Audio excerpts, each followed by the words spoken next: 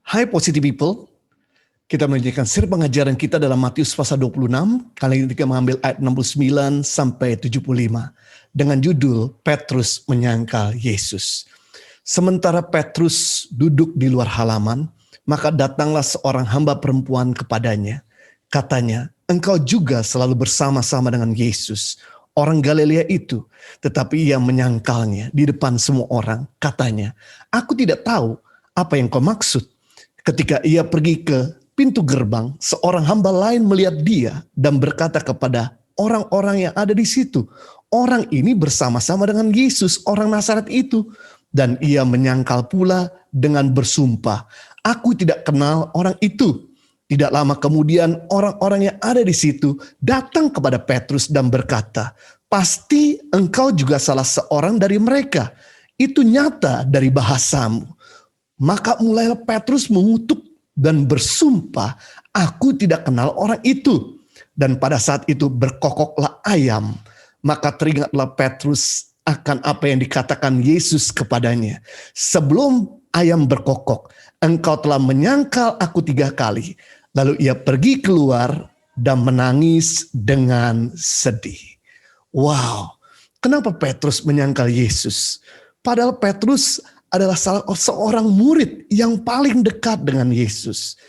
Kemanapun Yesus pergi selalu mengajak Petrus. Petrus juga merupakan murid yang paling sering lihat mujizat. Di mana Petrus sering kali lihat orang mati bangkit, kusta tahir, lumpuh berjalan, buta melihat, tuli mendengar. Bahkan Petrus juga menyaksikan di mana Yesus bikin mujizat 5 roti 2 ekor ikan memberi makan kenyang 5.000 orang. Petrus juga pernah merasakan mujizat Tuhan berjalan di atas air. Dan bahkan mengalami pertolongan Tuhan ketika dia tenggelam. Yesus pun menyelamatkannya. Bahkan Petrus pernah berkata, Guru, meskipun semua iman tergoncang, tapi karena engkau, aku sekali-kali tidak tergoncang imanku untuk mengikut Tuhan. Tapi jadi pertanyaan, kau bisa Petrus menyangkal Yesus? Jawaban saya sederhana, itu semua bukan jaminan. Jadi orang yang percaya Yesus, orang yang sudah melayani Yesus, orang yang bahkan sudah menerima mujizat dari Yesus, bahkan orang yang sudah melakukan mujizat-mujizat bersama dengan Yesus bukan merupakan jaminan orang itu nggak bisa menyangkal Yesus. Nah, hari ini kita belajar kenapa Petrus bisa menyangkal Yesus. Biar menjadi pelajaran buat kita semua. Yang pertama, karena Petrus duduk di luar halaman. Petrus jauh dari Tuhan. Ayat yang ke-69, sementara itu Petrus duduk di luar halaman. Maka datanglah seorang hamba perempuan itu kepadanya, katanya, engkau juga selalu bersama-sama dengan Yesus, orang Galilea itu. Dan kalau kita lihat di ayat 58, Petrus pun mengikut Yesus dari jauh, sampai ke halaman imam besar. Jadi cuma lihat Yesus dari jauh. Kenapa Petrus merupakan murid terdekat tapi bisa menyangkal Yesus? Karena Petrus duduk jauh dari Tuhan. Petrus mau cari aman. Petrus berdiri di atas 2 perahu. Satu sisi dia mau lihat Yesus. Satu sisi dia takut dekat dengan Yesus. Satu sisi dia mau ikut Tuhan, melayani Tuhan. Tapi satu sisi dia takut teraniaya. Hal ini mengajarkan kita, jangan ikut Yesus itu dari jauh. Tapi kita perlu ikut Yesus dari dekat. Kita itu harus nempel, melekat dengan Yesus, manunggal dengan Yesus. Sebab firman Tuhan berkata ketika aku tinggal di dalam kamu dan kamu tinggal di dalam firman-Ku, maka kamu akan berbuah banyak. Maka kamu tidak akan gugur. Kenapa? Karena di dalam Kristus tidak ada roh ketakutan, melainkan roh yang memberikan kasih, kekuatan, dan ketertiban. Di dalam Kristus ada kedamaian, karena dia Raja Damai. Berarti di luar Kristus pasti tidak ada kedamaian. Di luar Kristus pasti ada ketakutan. Jadi kenapa Petrus bisa menyangkal? Bukan berarti dia tidak cinta Tuhan, tetapi karena dia terlalu jauh dari Tuhan. Beda dengan Yohanes, karena kedekatan Yohanes dengan Yesus sampai Yohanes pernah bersandar di bahu Yesus, maka Yohanes dengan penuh keberanian mengikut Yesus sampai berada di bawah kayu salib Yesus. Dan Yesus pun pada saat tergantung di atas salib tidak sungkan-sungkan meminta tolong kepada Yohanes untuk menjaga Maria, ibunya, dan memanggil Maria sebagai ibumu. Sejak saat itu Yohanes menganggap Maria sebagai ibunya. Dan pada saat Yesus naik ke surga, pada waktu Yerusalem dalam keadaan tidak kondusif, Yohaneslah yang mengambil tanggung jawab membawa Maria, ibu Yesus, ke Asia Kecil, tinggal di Efesus, Turki. Sampai Maria meninggal di Efesus. Kalau kita mengunjungi tujuh jemaat di Turki, Asia Kecil, pasti kita akan mengunjungi salah satu tempat situs, yaitu rumah Maria di Efesus. Pelajaran kedua, kenapa Petrus menyangkal Yesus?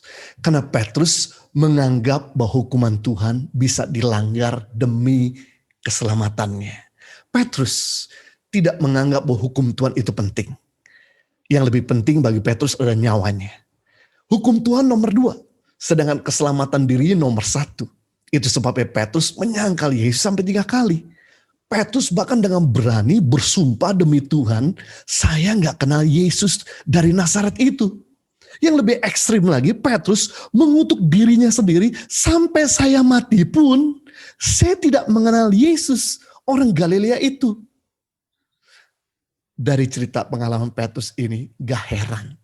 Ada begitu banyak anak Tuhan yang berani meninggalkan Yesus karena ketemu pria gagah, gadis cantik, supaya bisa menikah. Walaupun dia tahu firman Tuhan berkata gelap dengan terang gak bisa bersatu, dia abaikan juga. Nanti setelah menikah, ketemu masalah besar, jeger, barulah mereka menyesal dan sadar akan perbuatannya. Dari cerita pengalaman Petrus mengingatkan kita, gak heran ada banyak orang percaya berani meninggalkan Yesus untuk sebuah jabatan lebih tinggi. Karena menganggap harta dan kedudukan lebih penting daripada Yesus. Dari cerita pengalaman Petrus menunjukkan pada kita gak usah heran. Banyak aktivis gereja yang berani meninggalkan Yesus karena sakit hati dengan pelayan Tuhan atau hamba Tuhan lainnya. Karena menganggap perasaannya lebih penting daripada Tuhannya. Beda dengan cerita Sadrak, Mesak, dan Abednego ketika dipaksa menyembah patung Babel. Jika tidak akan dilempar ke dalam dapur perapian. Mereka berkata dengan iman, jika Allah kami yang kami puja sanggup melepaskan kami, maka ia akan melepaskan kami juga dari dapur perapian yang menyala-nyala. Tetapi seandainya tidak, kami tidak akan memuja dewa dan menyembah patung emas. Dengan kata lain, suatu tindakan yang melanggar hukum Tuhan, kami tidak akan melakukannya. Ini sebuah komitmen pada hukum Tuhan yang sangat teguh. Yang dimiliki oleh Sadrak, Mesak, dan Abednego daripada Petrus. Yang ketiga, pelajaran kenapa Petrus menyangkal Yesus. Yang ketiga, karena Petrus lupa akan peringatan Yesus. Terbukti pada ayat 75, maka teringatlah Petrus akan apa yang dikatakan Yesus kepadanya. Sebelum ayam berkokok, engkau telah menyangkal aku 3 kali. Lalu ia pergi keluar dan menangis dengan sedih. Berarti sebelumnya Petrus lupa. Sampai ayam berkokok barulah dia ingat akan peringatan Yesus. Jadi saudara sadarilah ketika kita dengar firman Tuhan di YouTube, Daily Devotion, atau oleh sharing firman Tuhan di teman komsel, atau pada saat kita baca firman Tuhan secara pribadi, maka firman yang kita dengar itu tidak pernah kembali dengan sia-sia. Suatu saat firman itu akan mengingatkan kita, mencegah kita untuk melakukan kesalahan. Dan seandainya kita udah melakukan kesalahan, maka firman itulah menyadari kita untuk memperbaiki kelakuan kita yang fatal, yang salah. Saya tidak bisa bayangkan kalau Petrus tidak pernah mendengarkan peringatan Yesus sebelumnya. Mau ayam berkokok ratusan kali, Petrus tidak akan pernah sadar akan kesalahannya. Satu hal yang saya mau ingatkan, adalah jangan sampai saudara lupa untuk merenung firman Tuhan. Dengarkan firman Tuhan setiap hari. Karena bila saudara melupakannya, maka saudara akan melakukan banyak pelanggaran yang kita sendiri tidak sadari. Jadi kita belajar kenapa Petrus bisa menyangkal Yesus. Yang pertama, karena Petrus duduk jauh dari Tuhan. Yang kedua, karena Petrus menganggap nyawanya lebih penting daripada hukum Tuhan. Dan yang ketiga, karena Petrus lupa akan peringatan Yesus. Saya berdoa agar setiap kita tidak menyangkal Yesus dan meninggalkan Yesus, kita terus mengiring Yesus untuk selama-lamanya. Tuhan Yesus memberkati kita semua. Live a better life.